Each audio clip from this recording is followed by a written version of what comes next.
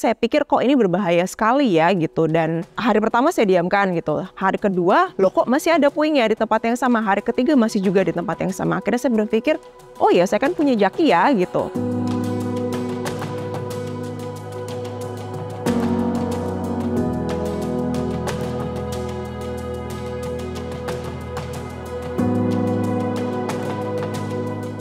Halo, nama saya Anggun.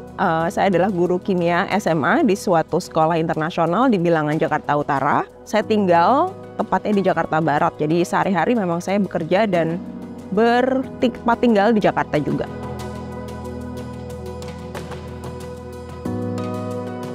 Saya ini pengguna bis Transjakarta sehari-hari, terutama ketika saya pulang kerja. Jadi rute yang saya ambil itu adalah rute koridor 9 disambung dengan koridor 3. Jadi kalau kita tahu, koridor 9 itu kan mengharuskan saya untuk berjalan di atas trotoar dulu sedikit ya, terutama di perempatan Pluit Junction dan Emporium Pluit.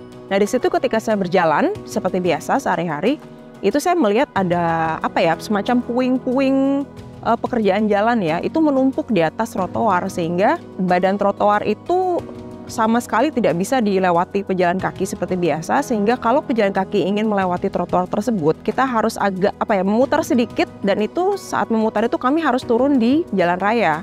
Sehingga saya pikir kok ini berbahaya sekali ya gitu, dan hari pertama saya diamkan gitu. Hari kedua, loh kok masih ada puingnya di tempat yang sama. Hari ketiga masih juga di tempat yang sama. Akhirnya saya berpikir, oh ya saya kan punya jaki ya gitu. Saya tahu jaki itu sebelumnya dari sosial media Twitter sebetulnya gitu. Oke lah, saya iseng saya foto, kemudian saya upload di jaki, saya tulis permasalahannya apa, dan to my surprise ternyata ditanggapi dengan baik gitu.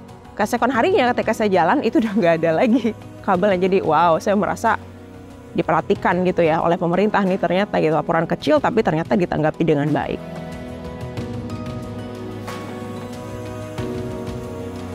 Jadi saya melapor itu pada tanggal 24 Mei, kalau saya tidak salah 24 Mei 2023, jadi belum lama. Keesokan harinya saya iseng cek, loh kok ternyata ada tindak lanjut laporan ya. Di situ saya bisa lihat laporan itu sudah sampai di mejanya yang mana gitu. Pertama di kelurahan, ya kan, kemudian ada tulisan kecil gitu, ada tulisan mohon tindak lanjut atau semacamnya, kemudian di atasnya ternyata laporan saya disampaikan ke meja yang lain, kalau tidak salah ke Bina Marga Jakarta. Dari situ kemudian naik lagi ke Sudin Bina Marga Jakarta Utara. Dari situ kemudian ada foto gitu, ada foto bahwa puing-puing yang tadinya saya foto itu ada di sana ternyata sudah bersih sama sekali gitu. Dan betul ternyata ketika tanggal 26 Mei saya lewat situ lagi sudah bersih puingnya. Jadi memang ada tindak lanjut yang nyata begitu dari laporan saya.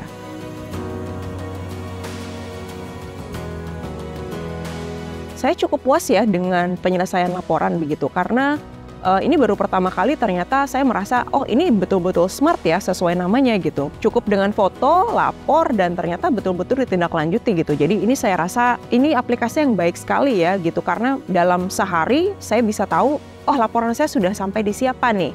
Dan saya tahu bahwa ada orang yang betul-betul menanggapi, dan saya bisa lihat laporan saya itu berpindah dari satu, stakeholder yang satu ke stakeholder yang lain gitu. Jadi satu-satunya cara itu saya pikir yang terbaik adalah kita ini, warga kita ini yang jadi CCTV berjalan lah istilahnya ya.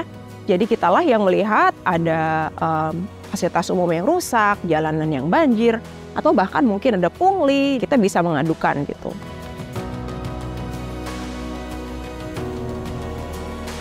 Yuk kita pakai jaki gitu, karena sudah terbukti 2 kali laporan saya diterima dan ditanggapi dengan baik. Dan saya kira dengan semakin banyak orang pakai aplikasi ini untuk melaporkan semua hal, mulai dari fasilitas umum, mulai dari pelayanan publik, itu bisa membuat Jakarta ini semakin berkualitas, dan kita juga semakin punya ownership ya terhadap keberlangsungan sistem tata kota di kota kita yang tercinta ini.